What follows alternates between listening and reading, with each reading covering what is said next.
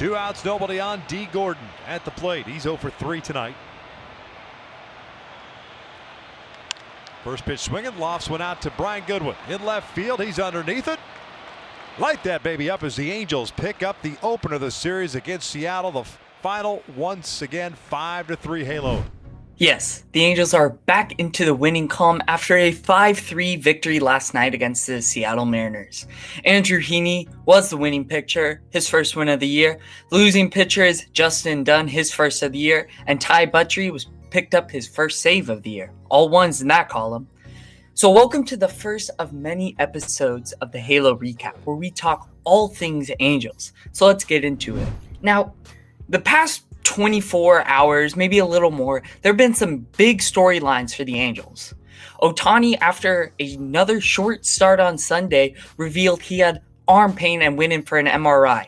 That MRI revealed a forearm injury, that he'd be out for about 1 to 2 weeks, and Madden said in a tweet yesterday, or it was tweeted that Madden said he is likely done for the year. Now, you may look at that as a bad thing for the Angels, but in a 60-game season, we don't need all hands on deck, really. It's a short season. Injuries aren't a huge thing for the Angels right now, and, we're getting a pitcher back in Julio Tehran, so he could fill that void. Another big thing is Trout returned to the lineup after 5 days being on the paternity list. He and his wife, Jess, welcomed their first child, Beckham Aaron Trout. Aaron being named after Mike Trout's brother-in-law, Aaron Cox, who sadly passed away a couple years ago. And one of the biggest news, the most Angels fans have been waiting for this for 3 years. Jo Adell, Angels' top prospect, the number 1 outfield prospect, and the number 6 overall prospect in the MLB, made his debut tonight. And from what I saw, he showed a lot of promise and very excited for the future for him. So this game started out how Angels wanted this entire year to go. Their offense clicked last night. Trout, the second batter of the game, hit a home run, his first at-bat as a dad. And it wasn't a bad pitch. Dunn threw a nice curve slider on the outside pitch, even maybe a little off the plate. And Trout, just with a short swing, his power prevailed, and it was a line drive, wall scraper home run, and the Angels scored early. It wasn't over there. Brian Goodwin had a clutch 2-out walk that kept the inning going, and Pujols, another slider from Dunn, but this one was hung, and Pujols blasted it to left field. Third home run of the year for Pujols. 3 of his 5 hits have been home runs this year. So, great for Angels fans seeing that, we're getting some power from Pujols. Pujols now 659 home runs, 1 home run away from tying Willie Mays, one of the best all-around players of all time. But Pujols, 2 of his last 3 home runs have been absolute nukes into left field. This one they didn't clock how far this one went, but his second home run of the year came Sunday, the last game against the Astros, a grand slam, 430 feet.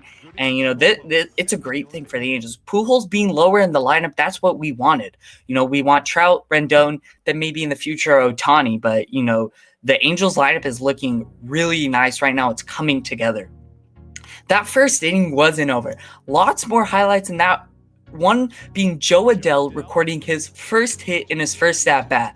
It wasn't a line drive gapper. It wasn't, going with a pitch outside the other way. But it was an infield hit where he got to show off his speed. Mike Trout, his first hit of his career, also against the Mariners, was an infield hit. They are calling Jo Adell, Mike Trout 2.0. We'll have to see. But, from what we see, he's a 5-tool player. He showed his speed. He didn't get to show his defense, but he hit balls the other way, had a hard ground out to the first baseman in the 7th inning for his last at-bat. It was 100-mile-per-hour ground out, outside pitch that he went that way. A lot of promise. He shows that he could go that way. Yeah, he finished his night 1 for 4, which to most that's not amazing, but he looked like the player we want him to be. He might not have as much power as Mike Trout, but if he can string together hits, some home runs, some doubles, and hold down defense in right field, he's the exact player we want him to be. As we said earlier, Andrew Heaney recording his first win of the year, and that has to feel great for him. His first outing against the A's, he was absolutely lights out. A perfect game through 3 and 2/3 until a bloop hit into left, or until a home run, but wow, did Heaney look good in that first game. And then but then he was pulled early by Madden. He even stated how he might have been able to stay a little longer. He was a little confused why Madden came out. It was the first game of the year. Heaney's first time pitching, against live competition against a different team in a very long time. So maybe we just wanted to be cautious, but Heaney was still confused. His next start throws a gem, but the bullpen loses his opportunity to get the win. And it was different for him tonight. 5 2/3 innings, 4 walks. He only allowed three hits and got 3 strikeouts. But Heaney, normally a guy who doesn't have overpowering stuff, has a 10, 11 K per 9 normally. It was a different night for Heaney. A little shaky in his control with the walks. His pitch count went a little too high, and he was taken out after consecutive hits. A single and then a triple scoring. But it must have been great for Heaney to see the bullpen, and that's what I want to get into next. The bullpen was huge tonight. Yes, we gave up 2 runs, but 3 hits and 4 1/3 innings. That is what we want the bullpen to do. And that's huge for starters. Starters want to come out if they have runners on and want to have trust in their bullpen that those runners won't score. Starters don't want any more inherited runs. Starters, when they come out with a lead, want to finish with the lead. They don't want that lead to be lost. Take the Nationals, for example. Last year, the Nationals World Series champs, and their bullpen was still atrocious. 44% of inherited runners from the starters scored. That is an unbelievable number. The most in the MLB. That has to give pitchers on that team, Scherzer, Strasburg, Corbin, they can't have the trust they should have in that bullpen. But look at the Nationals this year. The relievers have yet to give up an inherited run scored. That meaning if a starter comes out with a runner on second, those runners left on have not scored. And that's huge for pitchers. If they're stat geeks, want to keep a low ERA, want to keep a win, it's huge. And the bullpen held it together. Kenyon Middleton, only threw 2/3 and he did give up a home run, but he was a stud. And we had Hobie Milner. He absolute stud. Ty Buttrey coming in for the save. He's been a little shaky this year, but from what we see from him, we want him to do what he did last year. And Felix Pena making another relief appearance, this time in the 8th inning, getting the hold. And that was a little weird for me.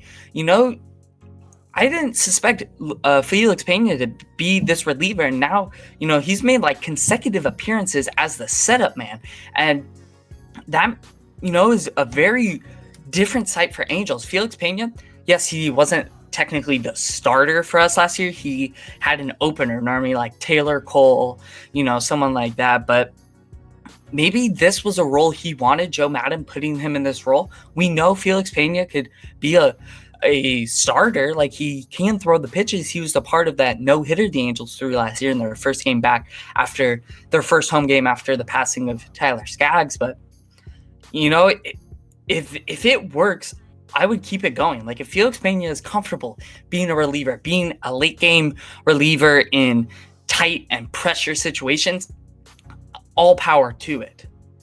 A huge thing that I stated earlier, the offense came back. This offense is going to be scary. When you look at this lineup in maybe a week, 2 weeks, we're going to have Trout. We're going to have Adell. As Madden stated, he's an everyday player, and I am totally for that. But not only that, we're going to have Ohtani. Yes, he's had maybe a slower start than anticipated, but now that he's probably done for the year pitching, he can focus on hitting. He can hit 7 days a week now that it's a universal DH. And we have Anthony Rendon, the third on the list last year of MVP. So we have an MVP and a finalist for MVP. Yes, Rendon also has a slow start, but he's leading the league in walks, and that's all we can really hope for right now, getting on base. Rendon is looking a little maybe lacking confidence at the plate. He maybe it looks like he's kind of afraid to swing. He doesn't want to take that bat off the shoulder, but I'm sure he's a great player. He'll kick it into gear, and a huge thing for him is his defense. Yes, Fletcher was a great defender at third base, but, Rendon, we want him also for his bat. But you see this lineup, especially with Simmons coming back off of the IL soon. You have a problem where managers want this type of problem. They want to find no holes in a 9-hitter lineup. They want to be able to struggle on who am I going to put in this lineup, because with Rendon going to short, Fletcher can't play with Simmons going to short, Fletcher won't be able to play short. So you're going to have platoons between him and Listella. However, Fletcher has been a great hitter this year, and especially last night, knocking his first home run, another hung. It was a curveball from a relief pitcher of the Mariners, but Fletcher's showing his power. He wants to stay in this lineup. Listella's had a slow start, and Madden talked about platooning just based on splits. Fletcher hitting against lefties, Listella hitting against righties. It's going to be the same with Upton and Goodwin, which Upton's had another slow start for the Angels, and maybe him taking a break will be good. He could focus. He'll only hit against lefty starters. Goodwin only hitting against righties. That should be good. But you see this Angels lineup, and it's going to be scary. Jason Castro getting it done also. He was robbed of a home run last night. It was clocked at 101 off the bat. He's developed that power stroke. The catchers have been amazing for the Angels. Stassi has, knocked a couple home runs, couple hits, a couple doubles. He's getting on base. Castro's developed that power stroke. These are two defensive catchers. That's the Angels' MO. They're catchers defensive. Someone maybe like Gary Sanchez, who, he'll knock you 25, 30 home runs a year. He'll never be on the Angels because we value our defense and our catchers because we have the offense somewhere else. Another huge thing that has been a horrendous struggle for the Angels is runners in scoring position. Angels only got 3 opportunities to hit with runners in scoring position last night, but we're 1 for 3. We left 4 men on base, which, after the second game against, after the first game against the Athletics, we had 24 runners left on base. It was bad. It was a huge struggle for the Angels. It's been a struggle all year. It's not just that first game, but, last night, we showed, though we didn't get as many opportunities, we didn't get as many runners on, we capitalized when we had it. And don't look just at the box score. Yes, Angels got 6 hits, but we had hard hit balls. Adell's 99, 100-mile-per-hour ground out. Castro's 100-mile-per-hour robbed home run. We hit the ball hard, scorched balls, last night. And, Mike Trout's showing again how he is just king of Safeco, now called T-Mobile Park. He has just been on a ruthless tear there his career, and look for it to continue for the rest of his year of the year. I bet he was excited to get back on the field. He's not stressed out about when is his wife gonna give birth. He's now a father. He can relax. He's playing for a purpose now. He's playing for Beckham. And this is the Trout we want to see. He doesn't need to hit a home run every game, but he needs to get on base. And he's been hot lately. The last game he was out, 3 hits for Mike Trout. So lots of exciting things to see on the offensive side. Now I'm going to transition. Let's go over to the pitching side. Pitching for the last 3-4 years for the Angels has been a struggle. That's the reason, we're wasting Mike Trout's career, but pitching the starting rotation has been absolutely stellar. And now but we're losing Ohtani. And yes, he's probably been the least dominant of the pitchers as he's pitched, an inning and 2/3 plus, as he didn't get it out in the first game he pitched. But look at this rotation. So Heaney's probably the ace, as he started the first game, and he's been anything but dominant. And Bundy or Canning, decide what you want for 2 or 3. I put Bundy second just because I feel like he has more endurance than Canning. Canning might have better stuff, but I feel like Bundy could get the job done more effectively. So I put Bundy at 2. Then we have Canning at the 3. And just Bundy had a shaky second game, but his first game was what we saw in spring training, absolute dominance. Canning has been absolutely ruthless this year. His last game on Sunday against the Astros, you look at Zach Greinke, who had a perfect game through like 5 1/3 against the Angels, and Canning, he gave up hits, but he got outs, striking out Correa 2-3 times. His deceptive cutter, Canning has looked good this year, and he's what we expected for him to be. Being our number 1 pitching prospect. Then at the 4, we have Matt Andrews. And honestly, with the amount of people I put at our 5, different people we could have at our rotation, I feel like Andrews could be a reliever. I feel like, because we saw it with Ohtani when Andrews came in, and he threw 5 shutout innings, not giving up an earned run against the Athletics, an amazing offensive team. I see Andrews as a reliever. That's what he was, in Tampa Bay. And I'm not saying he's not a good starting pitcher. I just like him more at the relief spot. And for the 5, I have 3 potential ones. We could swap them out. Who's feeling good? So we have Jose Suarez, who hasn't thrown a game this year, but he was really good for us last year. I really like him. This little small, chunky lefty who, like Heaney, not overpowering stuff, but is very deceptive from that left side. Then we have another southpaw in Patrick Sandoval.